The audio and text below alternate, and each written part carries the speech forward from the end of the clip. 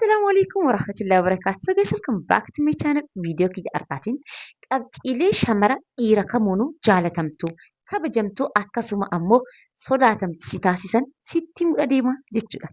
Beeki gaa'ila keessatti bareedaa fi mallaqa caala namummaan baali'uu qaba. So har'a qabxiilee namummaa kan kee ittiin develop goot sitti himaa qaama qalbiidhaan caqasi. Sandra garuu akkuma yeroo hunda isin jedhu viidiyoon kun ijoollee shamaran hedduu bira akka ga'u laayik gochuudhaan eegala. Warroonni haaraa taatan akkoo inspire subscribe gochuun maatii jaalalaa kanatti ida'amaa isin jedhaa ceesisa booda deebina.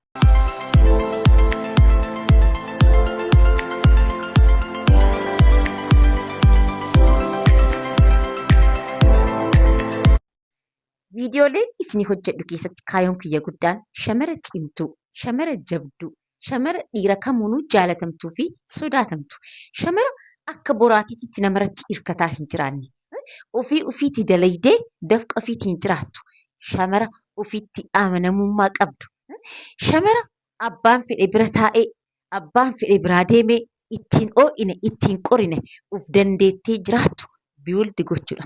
So qabxiileen har'a sitti himu kunniin eenyummaa amma ansii fi kana hunda akka ati qabaattu si taasisu waan ta'eef qaamaa qalbiidhaan na caqasi. Na caqasuu qofallee osoo hin taane hojiirra oolchuudhaaf yaali.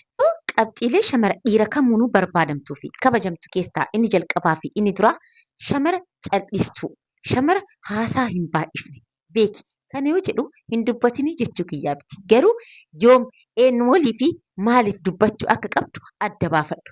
Yeroo tokko tokko shamarri akkanaa si mudattee hin beektu shamara haasaa hin jaalanne, shamara waca hin feene. Namoonni nuun akka jechi wayii afaan isii keessaa bahu cal'isanii isii eegan. Hin dubbattu. Yoo dubbatte garuu waan dhama qabu, waan faayidaa qabu, waan onnee nama seenu dubbattu argitaniitiin hin beektu. Rasuul sallallahu alaihi wasallam haasaan gaariin sadaqaadha jedhan. Shamara cal'iftuu afaan isii keessaa heerii malee hin dhaga'an. Shamarri akkanaa kun dhiira kamuu, even dhiira miti, nama kamuu birattuu hin jaalatamti, hin kabajamti. Qabxiin lammaffaan shamara dhiira kamuunuu barbaadamtuu fi kabajamtuu ammoo shamara hiriyyaa gaarii qabdu. Oromooyyuu mammaakku maal jedha? Hiriyyaa keenatti mi eenyummaa kan keessitti himaa jedhanii miti? Exactly. Mee atiin namni viidiyoo kana daawwataa jirtu hiriyyaan kan kee eenyudha? Eessa oolu? Maal hojjetu? Amala akkamii qabu? Nama tokkotu boodkaastii tokko irratti yoon haasa'u dhagaye akkas jedha. Hiriyyoota dadhaboo 9 qabda taanaan namni dadhabaan 9ffaan si hidhaa. Akkasuma ammoo hiriyyoota ciccimoo 9 kan uf jijjiiruu barbaadan qabda taanaan hiriyyaan 9ffaan isheen uf jijjiiruu dandeettuu fi isheen jijjiiramtus si hidhaa jedha. Akkasuma agartee hiriyyaan nuti waliin oollu nu jijjiiruu keessatti shoora olaanoo qabu. Hiriyyoota dadhaboo, hiriyyoota oduu jaalatan, hiriyyoota qaaqa guuruu qofa irratti xiyyeeffatan, hiriyyoota uf jijjiiruu dhiisanii namoota qeequu kaayoo godhatan faana oolta taanaan atis isaanuma fakkaattee umurii dargaggummaa kan kee qisaasta. Akkasuma ammoo hiriyyoota ciccimoo kaayoo qaban, kaka'umsa qaban, hojjetanii uf jijjiiruu barbaadan, amanamoo ta'an, bakkeen oolmaa isaanii bakka keerii ta'e gaafa qabaatte atis isaanuma faana keerii hojjetaa oolta, uf jijjiirta, dargaggummaa kan keessis itti fayyadamta. So hiriyyoonni ati waliin ooltu eenyummaa kan kee ibsuu keessatti shoora guddaa qabu. Namni jaalalaan sitti dhiyaatu tokko hiriyyootan ilaalee yoo hiriyyootan babbaduu qabaatte atummaanuu osoo gaarii taatee jara faana waan oolteef jecha isaaniin si madaalee sirraa fagaata. Gaafa ati ijoollee ciccimoo wajjin oolte ammoo waaw isiinis nama akkasiiti jedhee ilaalcha akkasiisan sammuu isaa keessa oolfata. So obboleettiiti jira. Hiriyyootan waliin ooltu sirreeffachuudhaaf yaali. Qabxiin sadaffaan shamara dhiira kamuunuu barbaadamtuu fi kabajamtu si taasisu ammoo qulqullina kan kee eeggachuudha. Gaaf tokko dhiira tokkotu yeroo dubbatu dhaga'e maal jedhaa? Shamara takka qulqulluu ta'uu isii mirkaneeffachuu barbaadde miila isii ilaalii jedha. Miilli isii qulqulluu taanaan isiinis qulqulluudha. Argitanii? Even ijoolleen dhiiraatu sadarkaa kanatti nurratti xiyyeeffataniitiin jiru. Shamarri qulqullina isii eeggattu ofitti amanamummaa qabdi. Shamarri qulqullina isii eeggattu fireeshiidha. Shamarri qulqullina isii eeggattu hubatuwaan moortaa guulaa waan jechuudha. Namoota biras kabajaa qabdi. Akkasuma ammoo shamara quxuba, shamara of qaqqabdu. Uumama isiitiin qulqullina isii eegdee bareedni isii moor akka mul'atu akka taasiftu. Isawwee addunyaa kanarra namni fokkataan hin jiru. Rabbiin nama fokkataa hin uumne. Garuu haala jireenyaatitu nama fokkise. Namni martuu osoo wanni inni yaade hundi ta'ee fi osoo yaaduu baatee waan gaarii uffatee waan gaarii nyaatee sammuun isaa istiresii irraa bilisa ta'e wallaahi hundinuu bareeda turte. So bareeda kan kee ka qabdu kan rabbiin siif kenne san qulqulleessitii moor akka mul'atu taasisuudhaaf yaali. Qabxiin arfaffaan shamara dhiira kamiinuu barbaadamtuu fi kabajamtu ammoo shamara haasiyaa beektu. Shamara yoo daa'imman bira geette daa'imman wajjin akkamitti akka haasa'uu qabdu beektu. Shamara yoo hiriyoottan isii bira geette ammoo jechoota akkamiin fayyadamuu akka qabdu beektu. Shamara nama guddaa bira yoo geettu ammoo haasaa adaba qabu akkamitti haasa'u akka qabdu beektu. Shamara bakka jirtu hubattee jechoota afaan isiitii bahan filattu. Shamara haasofni isii mi'aawu argitanii beektan. Shamara haasaan isii dhama qabu. Shamarri akkanaatu gaachana qabdi. Pilaas ammoo shamara yoo jaalallee isii yookiin abbaa warraa isii bira geettu isa gammachiiftu. Dhiirri tokko dadhabee yeroo isa si bira dhufu ati isa boqachiisuu dandeetta taanaan obboleettii ati dhiira kamuu birattu filatamtuu fi jaalatamtuudha. Kanaafuu haasaa beekuudhaaf yaali. Asirratti ammoo akkasiin gargaaru osoo dandeettanii kitaaba dubbiftanii agartanii akkuma garaan namaa nyaata barbaada sammuun namaas nyaata barbaada. Nyaanni sammuu ammoo kitaaba. Qabxiin jaaffaan shamara dhiira kamuu birattu barbaadamtuu fi kabajamtu ammoo shamara kaka'umsa qabdu. Shamara waanuma argite hunda teettee qeequudhaaf maqaa itti baasuudhaaf yaaddu osoo hin taane shamara waan namaarratti dhiistee ofii irratti xiyyeeffattu.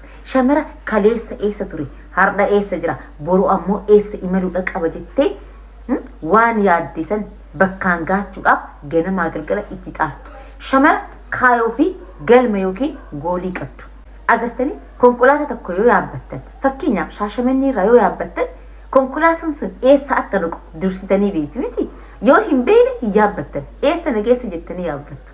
Akkasuma jireenyis kaayoo barbaada. As bira ka'uudha qaba jettanii wanti isin karoorfattanii itti deemtan jiraachuudha qaba.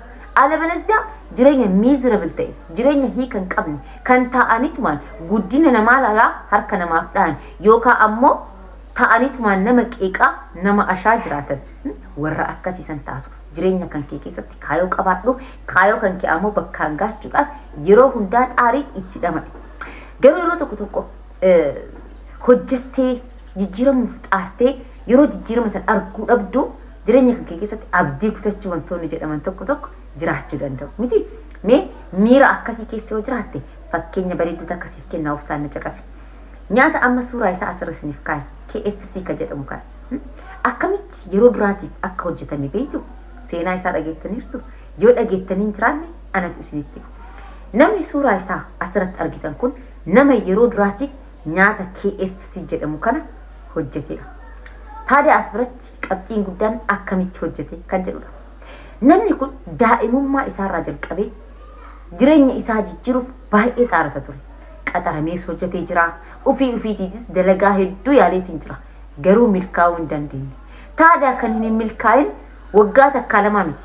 Waggaa 10-20 miti. Namni kun umriin isaa 65 hanga ta'utti akkuma xaaretti akkuma fiigetti ture. Taadee gaafa umriin isaa 65 ga'u doolaara xiqqoo harka isaa jirtu walitti qabatee lukkuu xiqqoo wayii bitee karaara dhaabbatee firaayid chikin kana hojjetee gurguruu jalqaba. Taadee namoonnis harka lamaa sadii dhandhamanii itti mi'aayee jennaan itti deddeebi'uu jalqaban gabaas argate. Achumaan achisiisee suuqa banate. Adaduma adadaan gabaan isaa yaa'aa dhufte. Yeroo inni milkaa'uu jalqabu investoroonni gurguddoon ija irra kaa'uu jalqaban.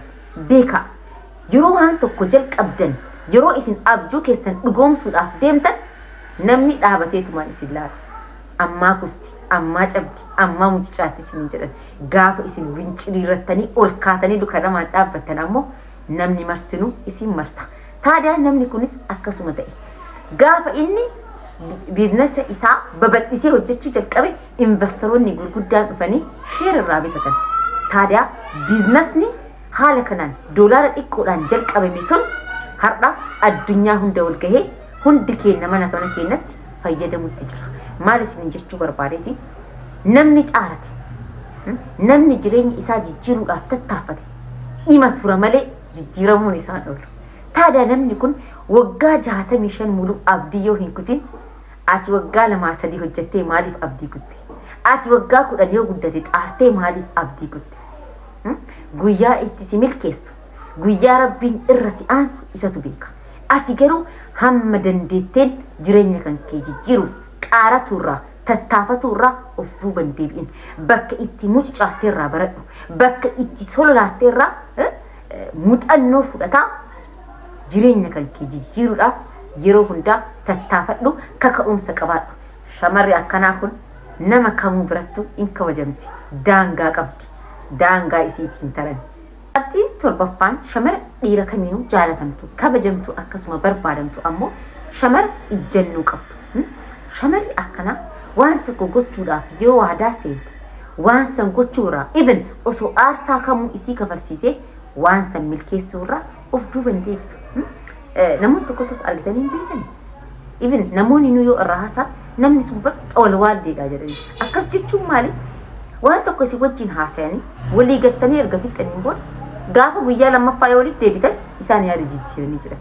እንደዚህ አይነት ሰዎች ቁም ነገር የላቸው በተለይ በከዋን ሲሪየስ ተቆረት ኢሳ ወጂን ሀሰው ኢሳ ወጂን መሪያቸው እንደንዴ ከናፉ ነሞን ኢሳን ረት አመንታን ቀበል አመንታ ደቡን አሞ ከበጃነ መጣብሲሳ ሸመረ ኢጀኖ ቀብዱፊ ዋን ዋዳ እረት ይገተሰን ሚልኬሱራ ኦፍዱ በሂንዴብኒ ነሞን አመንታ እረካው ዋን ፈደዩ ዮተ ኢሲ ወጂን ጎቹዳፍ ሪስኪ ፍለተኒ ኢሲ ፋነሲኑዳፍ ኦፍዱ በንዴቢያ ሶ ሸመረ ኢጀኖ ቀብዱ ታውዳፍ ያለ ቀብጢን ሰደተፋን ሸመረ ኢራ ከሚኑ ጃለተምቱ ፊ ከበጀምቱ አከስ ሶዳተምቱ አሞ ሸመረ አመንታ ኢሲ ጀቤሲቱ ሉክ አቲ ከን ቪዲዮ ከዳውታ ጀቱ አመንታን ከ ክርስቲያንስ ተውደንዳ ሙስሊምስ ተውደንዳ ጴንጤስ ተውደንዳ ገሩ ኤርገተካ አመንታ ከየጀቴ ኢትሴንቴ አመንታ ከንኪ ጀቤፋቹን ነሞተ ብረት አካዲ ቫልዩ ቀባቱ ሲዳስሳ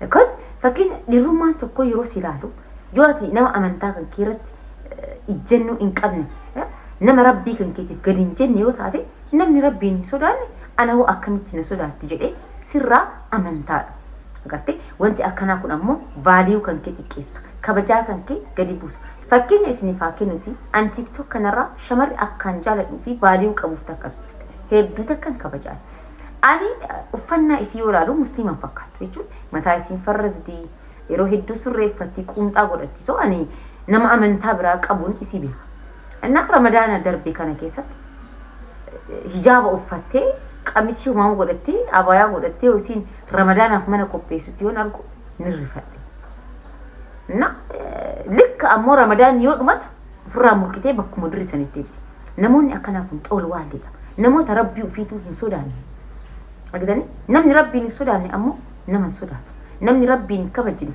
namni daangaa rabbii hin eeyne daangaa namaallee dhiibu kanaafu valiyuun isin amantaa keessan irratti qabdan namoonni biroo akka isin kabajanii fi akka isin tuffatan gochuu irratti carraa guddaa qaba.